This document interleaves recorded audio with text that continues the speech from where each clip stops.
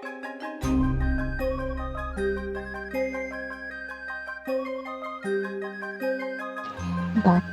adalah salah satu karya budaya terbesar yang dimiliki Indonesia. Sejak berabad-abad lalu, kain bergambar ini hadir sebagai bagian dari kehidupan masyarakat Nusantara. Batik bukan hanya sekedar kain bergambar, ia mengandung pesan, simbol, dan doa. Hal itu tercermin pada motif-motif batik yang memiliki makna tertentu. Salah satu motif tertua adalah parang, yang berbentuk miring seperti ombak yang tak pernah berhenti. Motif ini melambangkan kekuatan, keteguhan, dan semangat untuk terus maju. Hal ini menunjukkan bagaimana setiap coretan garis dalam batik. Kampung Batik Laweyan merupakan salah satu sentra batik tertua di Indonesia yang sudah dikenal sejak abad ke-16. Pada masa itu, Laweyan berkembang sebagai pusat perdagangan batik dan menjadi tempat tinggal para saudagar batik kaya. Arsitektur bangunannya pun masih banyak yang mempertahankan gaya kuno khas Laweyan, dengan lorong-lorong sempit dan rumah-rumah besar bergaya campuran Jawa, Eropa, dan Tiongkok, serta tembok tinggi yang berfungsi untuk mencegah dicurinya motif batik, menjadi jejak nyata bagaimana kampung batik Laweyan memainkan peran dalam sejarah batik. Bahkan hingga sekarang, kampung batik Laweyan masih menjadi ikon batik Surakarta dan menjadi tujuan wisata budaya yang sangat terkenal. Di Laweyan terdapat banyak sekali pengrajin batik, salah satunya adalah Batik Merak Manis, tempat kita belajar membatik hari ini. Batik Merak Manis dikenal sebagai UMKM batik yang masih mempertahankan proses pembuatan batik secara tradisional dengan batik yang lengkap seperti batik printing, batik cap, dan batik tulis. Banyak wisatawan yang datang ke sini untuk mengikuti workshop membatik karena tempat ini menyediakan fasilitas lengkap. Juga terdapat motif-motifnya yang khas dan pengrajinnya yang sangat ramah dalam membimbing proses pembuatan batik. Jadi, Batik Merak Manis adalah tempat yang tepat bagi pemula untuk mengenal batik lebih dekat. Ada pula alat yang digunakan dalam membatik. Yang pertama adalah kain mori, yang mana menjadi media utama. Lalu ada canting, yaitu alat khusus untuk menorehkan malam atau lilin batik.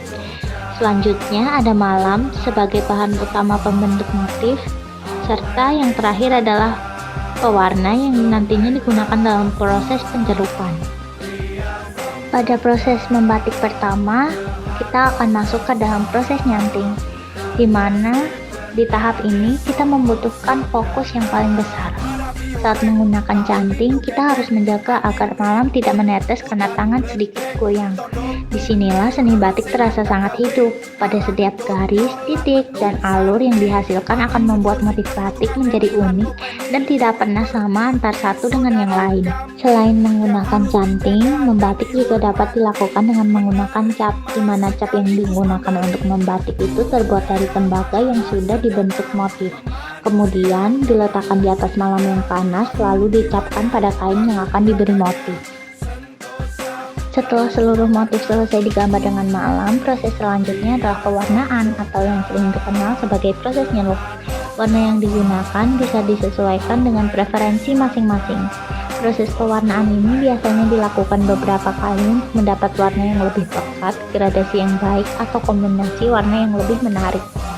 Langkah terakhir adalah ngelorot, yaitu proses menghilangkan malam dari kain. Caranya adalah dengan merebus kain dalam air panas sehingga malam meleleh dan terlepas dari serat kain. Setelah malam hilang, motif batik yang sebenarnya akan mulai terlihat jelas. Ini biasanya menjadi bagian yang paling ditunggu karena hasil dari seluruh proses akhirnya tampak sempurna di depan mata. Membatik merupakan salah satu cara yang bisa kita lakukan untuk melestarikan budaya yang kita miliki. Menjaga batik berarti menjaga identitas. Di tengah dunia yang terus berubah, batik menjadi pengingat bahwa Indonesia memiliki warisan yang tak tergantikan. Sebuah karya yang lahir dari tangan, hati, dan sejarah panjang. Selama masih ada orang yang membatik, selama masih ada yang menghargai prosesnya, batik akan terus menjadi simbol kebanggaan bangsa. Karena pada akhirnya, budaya tidak hanya dipertahankan dengan kata-kata, namun dengan tindakan, dan membatik adalah salah satu cara paling indah untuk melakukannya. Batik Merak Manis dimiliki atau didirikan oleh beliau almarhum Bapak Slamto dan Ibu Ajeng Sri. Batik Merak Manis mulai eksis pada tahun 1980. Kemudian batik Merak Manis itu tidak serta-merta berdiri berkembang seperti saat ini, tetapi batik Merak Manis merangkak dari bawah, karena dalam sejarah perkembangan dunia tekstil di Indonesia, dengan adanya kemajuan teknik industri tekstil khususnya pada tahun-tahun itu mengalami kesulitan khususnya untuk batik, karena datangnya perkembangan teknologi tekstil industri, sehingga batik agak terabaikan, agak tertinggalkan. Kembali ke Merak Manis, Pak Bambang dan Bu Bambang adalah dilahirkan dan dibesarkan dari pengrajin batik, sehingga ketika beliau ini berumah tangga, batiklah sebagai salah satu sumber penghidupan.